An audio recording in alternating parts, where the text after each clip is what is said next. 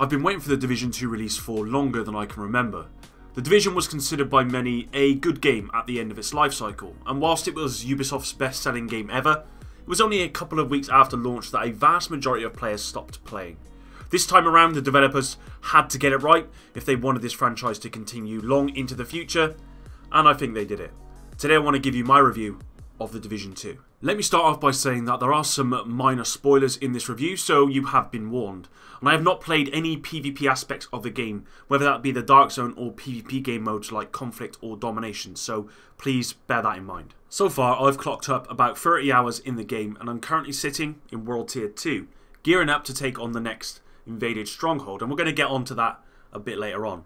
The Division 2 is set in Washington D.C, the nation's capital, 7 months after the Division, when a substance named DC-62, which was actually meant to help cure the virus from the Division, which had destroyed Manhattan, had some unprecedented effects which actually made things a whole lot worse. Now that's all I can really tell you about the story. For me, the story is by far the weakest part of the game. Sure, it has some memorable moments during the missions. For example, the first time you see this guy finally break through the glass and come charging at you to take you down, who, by the way, is wearing very heavy armour and wielding a giant melee weapon. There were other memorable moments like this too, and these moments were really great, because for once you weren't forced into cover, but instead had to run, roll, and choose your engagements wisely. With that said though, I barely remember any of the cutscenes at all, or any of the story actually, and that's a real shame. I did ask other people I played with, and they were of the same opinion. They barely remember anything. Now, it took me roughly 20 hours to complete the campaign, so not the reported 40 hours we were told. And I did play at a very average pace, I believe, as I wanted to try and get into the story, but it didn't happen this time around because the story just wasn't there. I'd go as far to say as the story in the Division 2 is a lot weaker than the story in the Division, and that's really sad. With that said though, let's not take anything away from the missions themselves. These were great. The missions in this game are awesome, and they honestly make you forget about the lack of story here.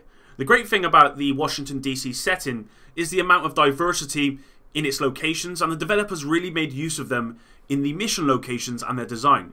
One minute you're fighting at the Air and Space Museum, indoors, surrounded by lots of space stuff, including this amazing room which looks like the surface of Mars, and then you're fighting outdoors on Roosevelt Island, where the whole island has been captured by enemy forces, and your job is to take it back.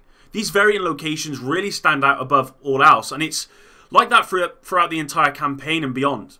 The missions themselves are pretty good, but there's nothing new here, you know. It's go to this mission, defeat some enemies, get some loot, power up, and then go to the next mission, rinse and repeat. There's nothing special here with the mission objectives, but they are long, well designed, and make use of all the stuff Washington DC has to offer.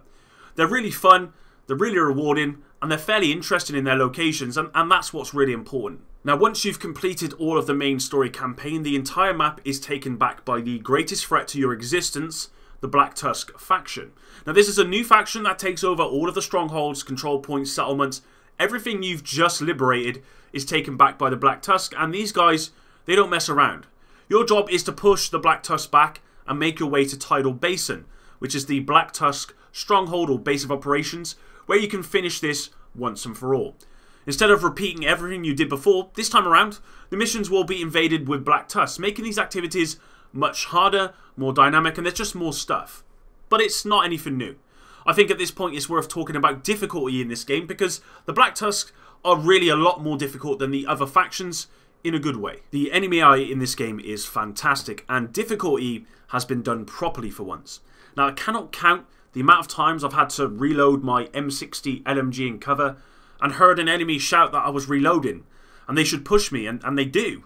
Or I lose track of one as I'm blasting their squad to pieces and they sneak behind me on the flank and take me down.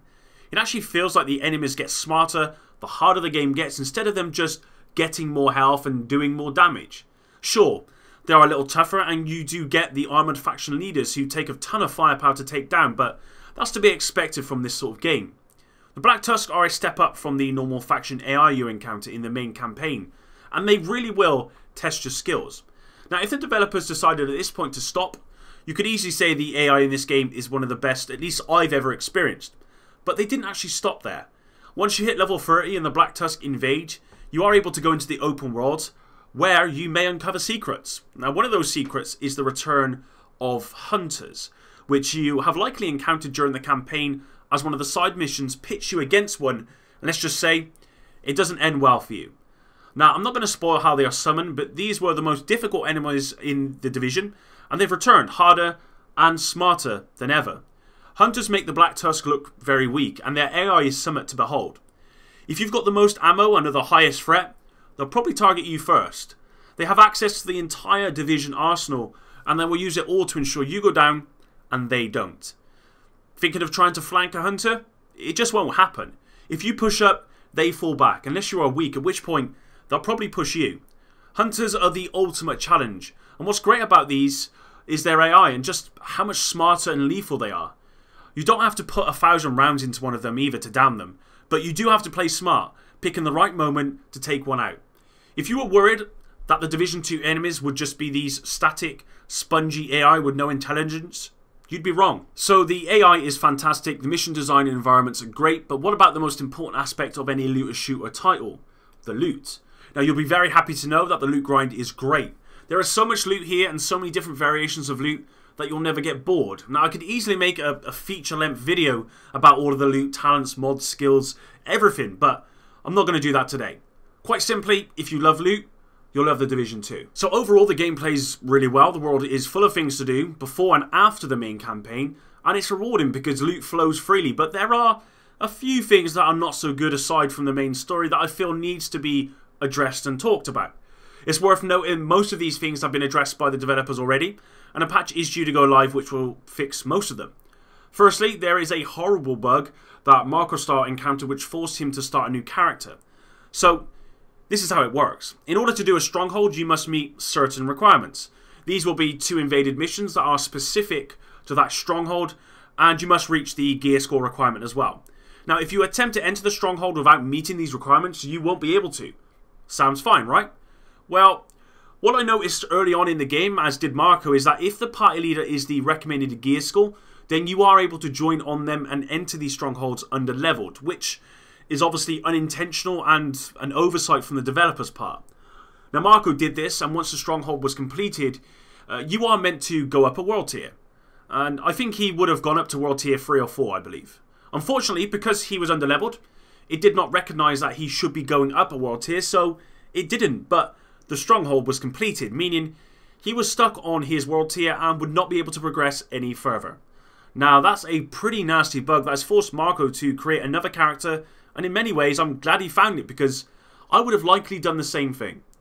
So, that's one major issue that I believe the devs have said will be fixed in the patch, so that's good news. Secondly, people have reported major FPS drops in certain locations. In fact, I watched a stream from Upper Echelon Gaming yesterday where he was fighting a hunter with a group, and they were all getting major frame per second drops on console to the point where the game would freeze for longer than 10 seconds or more, and sometimes just crash altogether.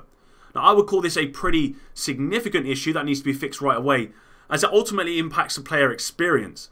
I mean, Upper Echelon Gaming almost quit out, and you don't want that. Aside from those two, I myself have not come across any game-breaking bugs, but just minor issues like pop-in, texture rendering, and floating NPCs is all I've really come across.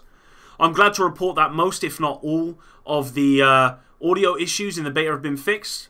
I say most because yesterday on stream I came across an audio issue where my teammate's turret was destroyed, but the gun audio noise did not, so there was this constant machine gun noise almost all the way through the remainder of the mission we were playing, which was very annoying. All in all though, the audio has been fixed from what I've experienced.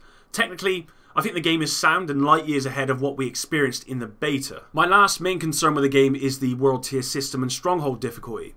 Once you hit level 30, that becomes irrelevant, and now it is all about your gear score. That's what represents your power level. Now, in order to increase that gear score, you are supposed to be going out into the invaded world and completing activities, strongholds, that sort of thing, until you're at the required gear score to take on the 2 missions assigned to the stronghold you wish to fight. But you don't actually need to do any of the activities, and here lies the problem. All you have to do is go to your base of operations, pick up all of the vendor stock, which is usually around 10 to 15 gear score levels lower than what you need, go to the missions, the 2 main missions, defeat those, And at this point, you should be at the Stronghold requirement, and then you just go in there and beat that. What makes this system worse is that you really don't need to worry about your armor level or skill power or any of that stuff when doing these missions in Strongholds. Just pick up all of the vendor stuff and you're good to go. You might be looking at maybe 1 to 3 hours max per world tier, and that just doesn't feel right. The devs do need to reconsider what level stuff the vendor sells at this stage, otherwise you're going to be at world tier 5 in under 5 hours once you've completed the campaign, and that to me just doesn't feel right, and I'm pretty sure that is not what the devs want. So you might be thinking 1 to 3 hours per world tier, there's just no way. Well, what about the invaded strongholds, the hardest strongholds of them all?